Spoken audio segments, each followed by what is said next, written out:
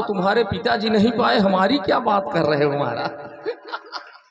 तुम्हारे बाप नहीं समझा पाए अपनी पत्नी को और आप मेरी बात कर रहे हो।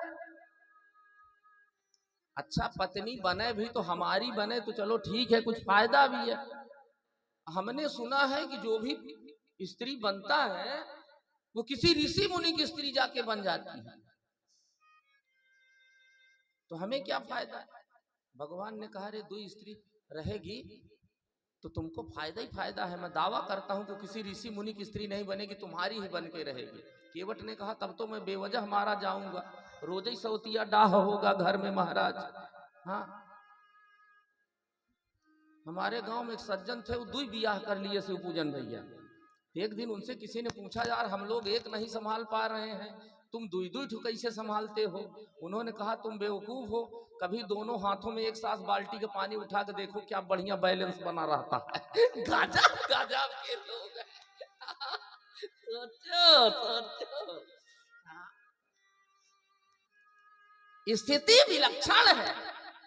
केवट आगे कहता है अरे नाव बनी जब मुनि की नारी, नाव बनी जब मुनि की नारी, नाव बनी जब मुनि की नारी, तब जय है जीविका हमारी, तब जय है जीविका हमारी, तब जय है जीविका हमारी, तब जय है जीविका हमारी, तब जय है जीविका हमारी।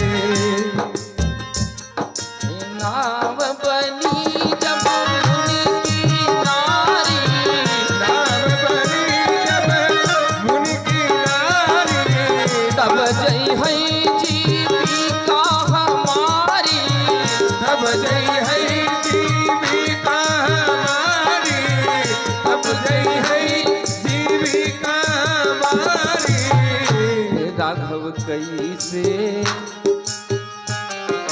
कैसे मैं करी हूँ कमैया, राघव कैसे मैं करी हूँ कमैया, सुनो रघुरैया चरणवा धोए बिना। राघव कमैया सुनो रघुरैया चरणवा धोए बिना। राघव कमैया सुनो रघुरैया चरणवा धोए बिना। राघव कैसे चढ़ाऊं तुम्हें नैया, सुनो रघुरैया चरणवा धोए बिना। राघव चढ़ाऊं तोहे नैया, सुनो रघुरैया चरणवा धोए बिना। राघव चढ़ाऊं तोहे नैया, सुनो रघुरैया चरणवा धोए बिना।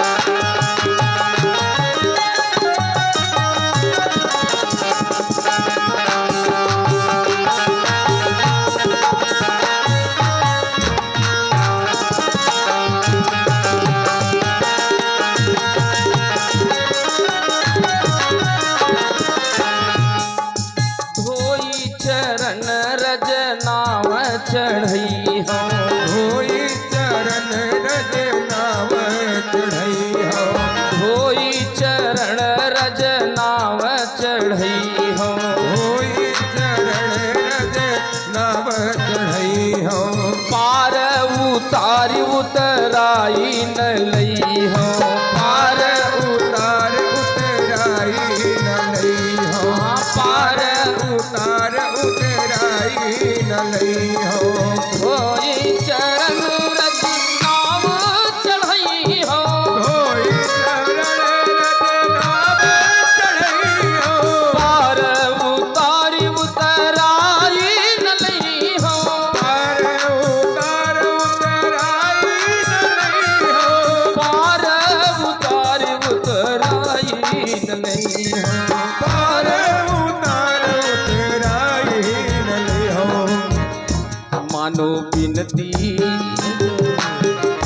मानो बिनती लखन जू के भैया सिया जू के सैया चरणवा धोए भैया सिया जू के सैया चरनिया धोए बिना। राघव कैसे चढ़ाऊं तुम्हें नैया सुनो रघुरैया चरणवा धोए बिना। राघव कैसे चढ़ाऊं तुम्हें नैया सुनो रघुरैया चरनिया धोए बिना। राघव कैसे चढ़ाऊं तुम्हें नैया सुनो रघुरैया चरणवा धोए बिना। राघव कैसे चढ़ाऊं तुम्हें नैया सुनो रघुरैया चरणवा धोए बिना।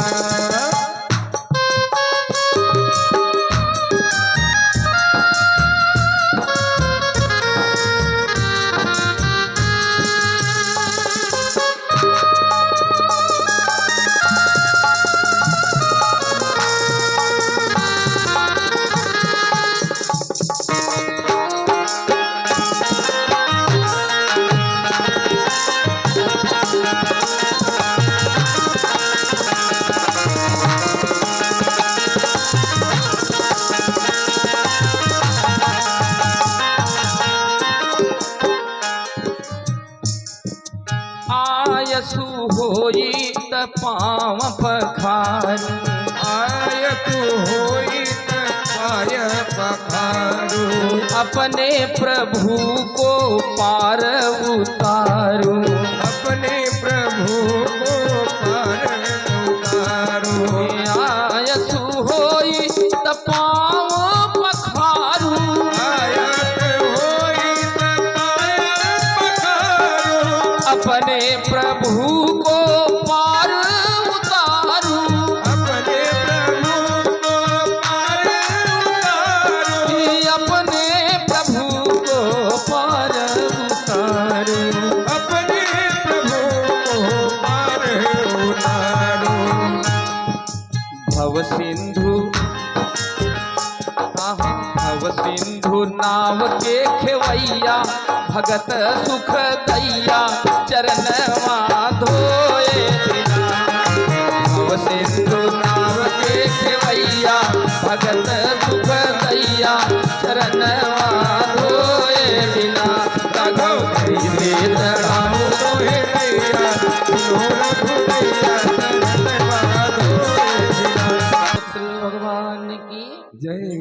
केवट ने कहा सरकार जब तक चरण नहीं धोऊंगा तब तक नैया में नहीं बैठे और जब तक नैया में नहीं बैठाऊंगा तब तक आप पार नहीं जा सकते। इसलिए या तो आप अपना कोई प्रपंच लगाओ भाई अपना दिमाग लगाइए और या फिर नाव में बैठना है तो चरण धुलाइए। प्रेम से सनी हुई अटपटी बाड़ी सुन करके भगवान को हंसी आ गई। भगवान हंसे हंसे नहीं बल्कि बिहसे। हंसने और बिहसने में अंतर होता है महाराज। अच्छा हंसने का कई स्वरूप होता है। थोड़ी शांति बनाए बोलो आनंद कंद भगवान की।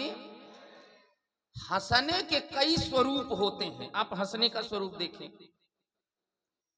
एक तो होता है हंसना,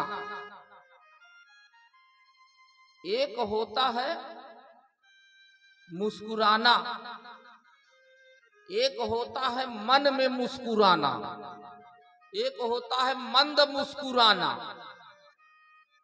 और एक होता है बिहसना। भगवान कभी कभी मंद मुस्कुराते हैं, है ना। भगवान मंद कहाँ मुस्कुराते हैं? मिथिलानियों के सामने भगवान मंद मुस्कुराते हैं। हमारे गुरुदेव भगवान तो बहुत बढ़िया गाते हैं। अरे तेरी मंद मंद मुस्कनिया पे, तेरी मंद मंद मुस्कनिया पे बलिहार राघव जू, बलिहार राघव जू। तेरी मंद मंद मुस्कनिया पे, तेरी मंद मंद मुस्कनिया पे बलिहार बलिहार राघो जो तेरी मंद मंद मुद कन्या पे तेरी मंद मंद मुद कन्या पे बलिहार राघो जो बलिहार राघो जो। रानियों के सामने जहाँ श्रृंगार रस का आनंद लेने वाले लोग हों वहां भगवान मुस्कुराते हैं। क्या बढ़िया बात है, मंद मुस्कुराते हैं वो। और कभी कभी भगवान मधुर मुस्कुराते हैं। मधुर कहाँ मुस्कुराते हैं भगवान? जब सामने कोई माता पिता खड़े हों, वात्सल्य रस का आनंद लेने वाले खड़े हों, तब भगवान मधुर मुस्कुराते हैं। कौशल्या मैया को जैसे ही देखे भगवान, अब माता से बढ़िया कौन वात्सल्य रस का उपासक होगा महाराज। इसलिए कौशल्या मैया को देख करके भगवान मधुर मुस्कुराते हैं। गोस्वामी जी संकेत किए, बोले देखी राम जननी अकुलानी, देखी राम जननी अकुलानी, देखी राम जननी अकुलानी। आह प्रभु हंसी दीनी, कैसे? अरे प्रभु हंसी दीनी मधुर मुस्कानी, प्रभु हंसी दीनी मधुर मुस्कानी। वात्सल्य रस का जब कोई व्यक्ति खड़ा हो सामने, तब भगवान मधुर मुस्कुराते हैं। देखी राम जननी ये गुलानी, प्रभु हंस दीन कैसे? बोले मधुर मुस्कानी, मधुर मुस्कुरा रहे भगवान। और जब कोई अपने से छोटा मित्र मिल जाए, तब भगवान मधुर नहीं मुस्कुराते, तब भगवान मंद नहीं मुस्कुराते, तब भगवान मन में नहीं मुस्कुराते, तब तो भगवान हंसते हैं। हंसे कहां भगवान? रावण मारा गया, राक्षसों पर भगवान ने विजय प्राप्त किया। विभीषण जी से भगवान ने कहा, मित्र तुम्हारे लंका में जो भी वस्त्र आभूषण है सब पुष्पक विमान में भर के और लेके जाओ, गगन मंडल से सब बरसा दो, नीचे गिरा दो। हमारे वानर मित्र जरा आज वस्त्राभूषण से अलंकृत होंगे, हम भी तो देखें कि ये वस्त्राभूषण पहन के लगते कैसे हैं महाराज। विभीषण जी ढेर सारे वस्त्राभूषण विमान में भरे लेके गए, बरस दीन मन पट अंबर तब ही सब नीचे गिराए। और जब सारे बानर दौड़े, किसी को कुर्ता मिला, किसी को पैजामा, उस समय के जो वस्त्र थे, किसी को मिर्जई मिल गई, किसी को कुछ मिल गया।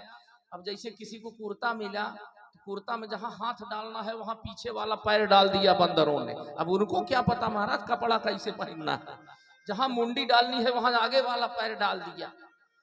नाना प्रकार के वस्त्राभूषणों से सुसज्जित होकर के विविध वेश धारण किए हुए सारे बंदर भगवान के पास आए। प्रभु जरा देखो मैं कैसा लग रहा हूँ, जरा देखो मैं कैसा लग रहा हूँ, भगवान मुझको देखो मैं कैसा लग रहा हूँ। सारे लोग भगवान के सामने दिखा रहे हैं अपने को कि जरा देखो भगवान कपड़ा पहन के मैं कैसे लग रहा हूँ। अब उनके नाना प्रकार के विविध प्रकार के वेश देख करके भगवान हंस पड़े सीता। अब भगवान ही नहीं हंसे, साथ में सीता जी भी हंस पड़ी। तो जब अपने से कोई छोटा मित्र हो तो उसके सामने भगवान हंसते हैं। गोस्वामी जी ने मंगल में संकेत किए, बोले हंसे राम सिय अनुज समेता, हंसे राम सिय अनुज समेता, हंसे राम सिय अनुज समेता, हंसे राम सिय अनुज समेता, हंसे राम सिय अनुज समेता, पुनि पुनि पुलकत कृपानि केता, पुनि पुनि पुलकत कृपानि केता, पुनि पुनि पुलकत कृपानि केता, पुनि पुलकत कृपानि केता। अपने से छोटे मित्रों के सामने भगवान हंसते हैं। और जब सामने वाले को गुस्सा आ रहा हो, क्रोध में भरा हो सामने वाला, तो खाली क्रोध ही में नहीं भरे हैं, हाथ में हथियार भी है। तब ऐसे व्यक्ति को देख के हंसना मुस्कुराना भी नहीं चाहिए महाराज। और यदि उसके क्रोध का आनंद लेना है तो मन में मुस्कुरा लो, मन में हंस लो। अब कुछ लोग सोचेंगे कि मन में कैसे हंसा जाता है, मन में भी हंसा जाता है। जैसे राम जी हंसे, परशुराम जी फरसा लेकर के आए, एक तो क्रोधी स्वभाव, क्रोध से लबालब भरे, दूसरे हाथ में हथियार फरसा, कब चल जाएगा कोई भरोसा नहीं। तो भगवान ने सोचा कि इनके क्रोध का आनंद कैसे लूं, तो भगवान मन में मुस्कुरा करके उनके क्रोध का आनंद ले रहे हैं। गोस्वामी जी मंगलमय लेखनी चलाए, बोले भृगुपति बकहीं कुठार उठाए, कुठार उठाए, मन मुस्काही राम सिर नाए। भृगुपति बकहीं कुठार उठाए, कुठार उठाए, मन मुस्काही राम सिर नाए। भृगुपति बकहीं, भृगुपति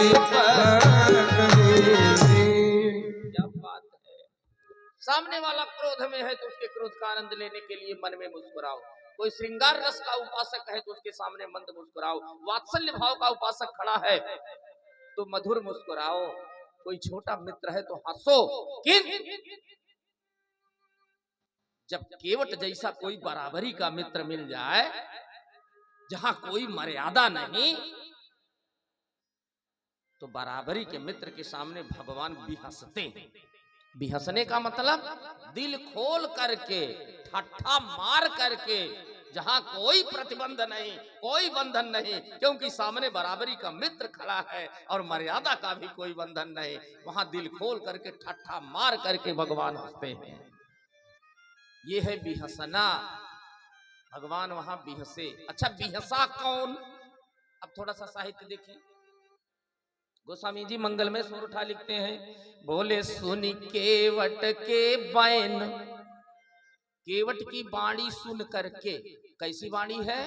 तो गोस्वामी जी बोले, प्रेम लपेटे अटपटे, प्रेम से सनी हुई अटपटी वाणी सुन करके बिहसे। बिहसे कौन? बिहसा कौन? बिहसा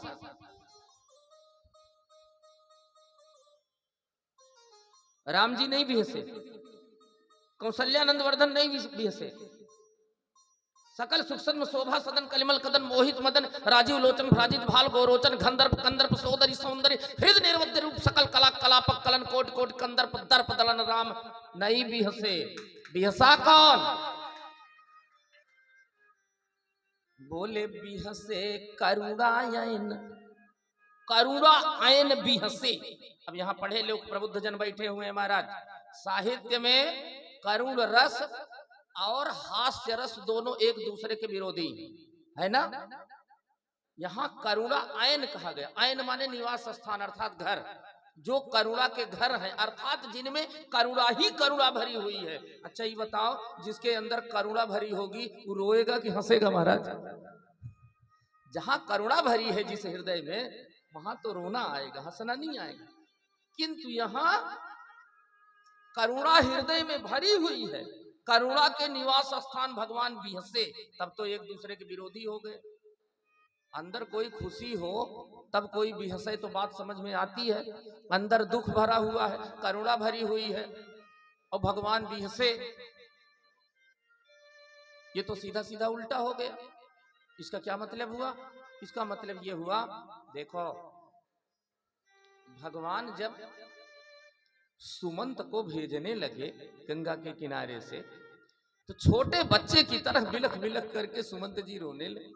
सुमंत जी को रोता हुआ देख कर रथ में जुटे हुए घोड़े रोने लगे, वहां के सारे वृक्ष रो पड़े, पशु पक्षी रो पड़े, सारी प्रकृति रोने लगी, सारा वातावरण ही करुणा से भर गया। भगवान लक्ष्मण श्री सीता जी का भी हृदय करुणा से भर गया। सुमंत को रोते हुए देखकर भगवान भी रोने लगे। भगवान का हृदय से करुणा से भर गया। और जब केवट ने दूर से इस दृश्य को देखा कि सारी परिस्थिति करुणामय, सारा वातावरण करुणामय, यहाँ तक कि राघव सरकार का हृदय भी करुणा से भरा हुआ है, तो केवट ने सोचा कि ऐसे करुणा भरे हृदय में, जहां करुणा ही करुणा भरी है, भगवान तो सारे संसार को सुख देने वाले हैं, भगवान तो सारे संसार को आनंद देने वाले हैं। सुख और आनंद के सागर भगवान में इस समय सुख और आनंद नहीं दिख रहा है, इस समय तो करुणा दिख रही है। ऐसे करुणा भरे भगवान के हृदय में यदि मैं हास्य रस की सृष्टि करता हूं तो मेरे जैसा शायद भाग्यशाली कोई और होगा महाराज। इसलिए केवट ने जानबूझ करके उल्टी पलटी अटपटी वाणी बोली। प्रेम से सनी हुई अटपटी वाणी में केवट ने कुछ कहा और उसकी वाणी ऐसी थी कि भले ही चाहे जितनी करुणा भरी हो करुणा निधान में, उसकी अटपटी वाणी से भगवान बच नहीं सके। हास्य रस की सृष्टि हो ही गई और अंत में उनके चेहरे पर मुस्कुराहट आ ही गई। इसलिए भगवान बिहसे करुणा आयन। क्या एक बात बताओ, भगवान को हंसाना भी भक्ति है महाराज, भगवान के प्रेम में नाचना भी भक्ति है, भगवान के प्रेम में गाना भी भक्ति है, भगवान के प्रेम में हंसना भी भक्ति है, भगवान को हंसाना भी भक्ति है, भगवान के प्रेम में रोना भी भक्ति है और भगवान को बैठ करके निहारना भी भक्ति है। सोचो, जब हमारा स्पर्श भगवान को सुखद प्रतीत होने लगे, जब हमारा स्नान भगवान की मुस्कान का कारण बन जाए, जब हमारी सांसों से भगवान को शीतलता मिलने लगे, जब हमारे द्वारा खाए हुए भोग पदार्थ भगवान के प्रसाद बन जाए, जब हमारी हिचकियां भगवान को हिलाने लग जाए,